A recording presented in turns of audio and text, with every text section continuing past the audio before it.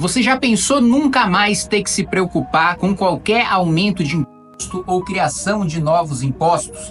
Todo tempo. Você já pensou o Haddad ser proibido de te tributar mais, o governo Lula ser proibido de passar a conta dos gastos públicos, da esbanja, das viagens de luxo, da compra de móveis de luxo, da compra de lagostas, de champanhe, de vinhos caros, tudo isso no seu lombo? Você já pensou se a gente tivesse uma PEC que proibisse aumento de impostos, se a nossa própria Constituição proibisse aumento de impostos? Pois é, dá para fazer, eu estudei e vou apresentar nessa semana a PEC do teto de impostos,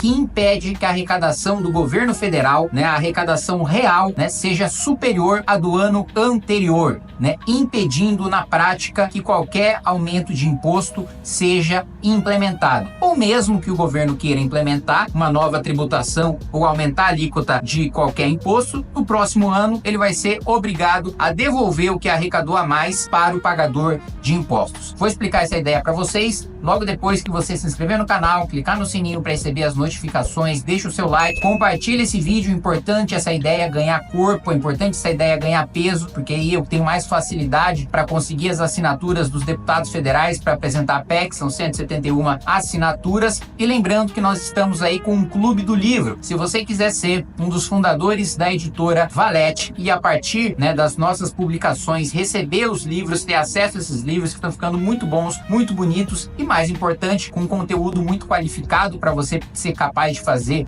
um debate profundo, de qualidade e não cair em populismos que a gente vê por aí de esquerda e de direita. Então clica aí no link e seja um dos fundadores da editora Valete. Pois muito bem, qual que é a ideia da PEC do teto de imposto? Eu já falei em outro vídeo que eu apresentei a PEC do equilíbrio fiscal, que é aquela que prevê corte de gastos, que é aquela que prevê a desvinculação do orçamento para que o executivo possa escolher boas políticas públicas e cortar os gastos em má políticas públicas, para que ele tenha liberdade para decidir qual que é a prioridade. A prioridade vai ser segurança e saúde, já que o número de jovens está diminuindo, a gente vai ter que investir menos em educação, ou não, saneamento básico, já que a gente tem 100 milhões de pessoas ainda sem saneamento básico, nós precisamos desengessar o nosso orçamento e eu apresentei a PEC do equilíbrio fiscal justamente para isso. E mais do que isso, economizar R$1 trilhão e 100 bilhões de reais em 6 anos. Em 6 anos, em vigor, o meu plano de equilíbrio fiscal,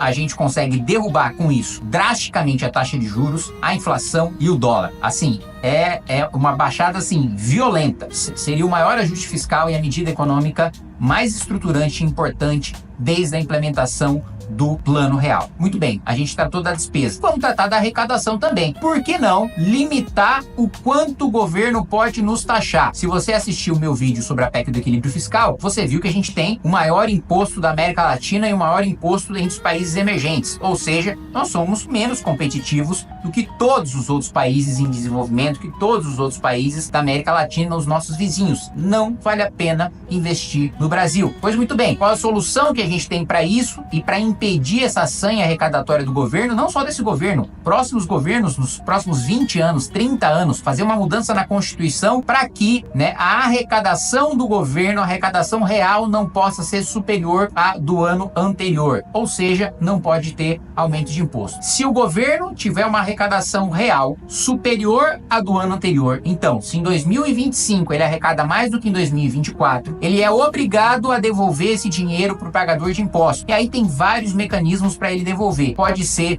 no outro ano diminuindo o pagamento de imposto de renda, pode ser um dinheiro direto na conta bancária do pagador de impostos, pode ser de várias maneiras, Então ele é obrigado a devolver esse dinheiro. Não pode haver aumento de tributação. Se o governo apresentar, então tem a notícia agora, vou pedir para o editor colocar na tela, que o governo está estudando tributar redes sociais. Voltou a estudar tributar redes sociais. Se a minha PEC estivesse em vigor, o governo até poderia aprovar esse projeto para taxar redes sociais. Isso aumentaria a arrecadação do governo. Mas ele teria que devolver cada centavo a mais que arrecadou. Ou seja, por mais que o governo mandasse 1 milhão de projetos com novos tributos ou aumento de alíquota de tributos existentes, ele não valeria a pena, porque ele seria obrigado a devolver devolver cada centavo do que arrecadou a mais. Ou seja, a gente não precisaria mais ficar brigando projeto a projeto, alíquota a alíquota, tributo a tributo, porque, de maneira geral, o próprio governo,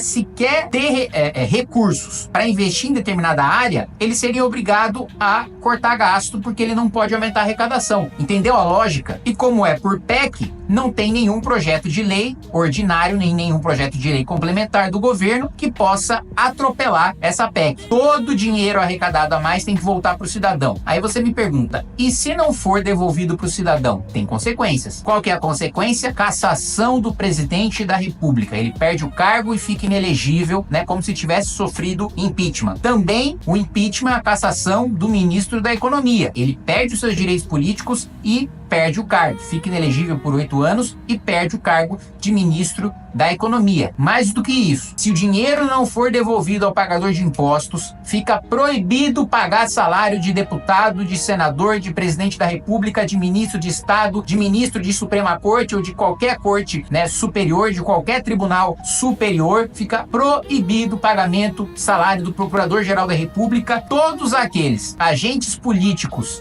que estão no topo ali da administração federal, do legislativo, do judiciário, o chefe do Ministério Público, que é o PGR, o presidente da República e os ministros de Estado, ninguém recebe salário enquanto o imposto não for devolvido pro cidadão. Ninguém.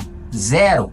Fecha a máquina pública só para esses que são os responsáveis por não devolver imposto. Vocês acham que eles deixariam isso acontecer? Vocês acham que os deputados, que os senadores, que o presidente da República, ia deixar chegar nesse ponto de não devolver o dinheiro da arrecadação para o cidadão, sob pena de ser cassado, perder os direitos políticos e ainda todo mundo em Brasília vai ficar sem receber salário? É óbvio que não. Aí você pode me perguntar, mas essa não é uma ideia rasa? Essa não é uma ideia que não dá para implementar, que é populista? Não. Eu pesquisei antes de apresentar, estudei justamente com base numa legislação americana, que existe e está em vigor há mais de 30 anos, que é a Emenda Tabor, do estado do Colorado. A Emenda Tabor, basicamente, em tradução livre aqui para vocês, é a Declaração dos Direitos do Pagador de Impostos, Taxpayer Bill of Rights. E aí, ela determina justamente isso. Não pode haver aumento real de arrecadação, ou seja, a arrecadação do ano subsequente não pode ser maior do que a do ano anterior, é um congelamento de tributos. Se arrecadar mais, tem que devolver para o cidadão, e aí lá eles têm vários mecanismos que alguns dá para a gente adotar aqui, outros não dá, e aí eu estou desenhando isso para o meu projeto, para devolver esse dinheiro para o cidadão. E mais, a administração até pode, existe uma hipótese em que o governo pode gastar o dinheiro se aumentar a arrecadação. Qual que é essa hipótese? Se o povo deixar. O povo do Colorado, sempre que há aumento de arrecadação, ele é consultado pelo governo,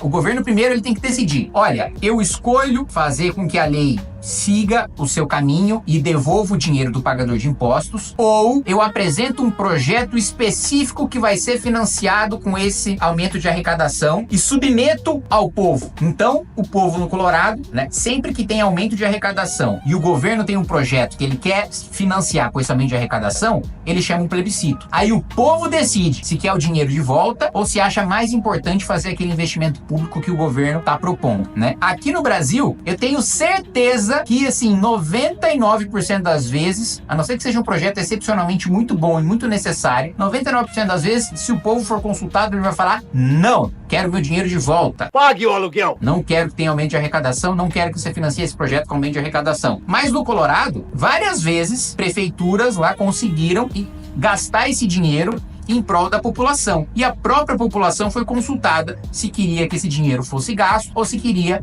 ficar com esse dinheiro no bolso. Gostou da proposta? Comenta aí, compartilha esse vídeo se você apoia e vamos trabalhar para coletar essas assinaturas.